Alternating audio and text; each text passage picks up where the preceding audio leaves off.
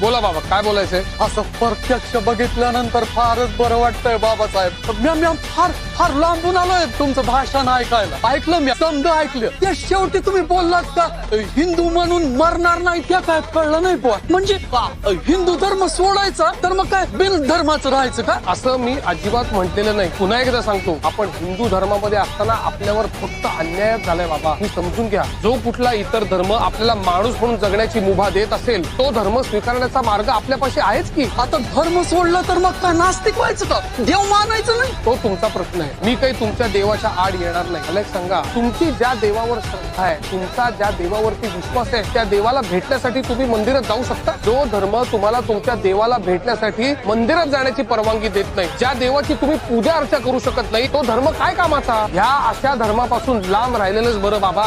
आपल्याला पशुप्रमाणे जगणं जर का सोडायचं असेल तर धर्मांतर हा एकच पर्याय.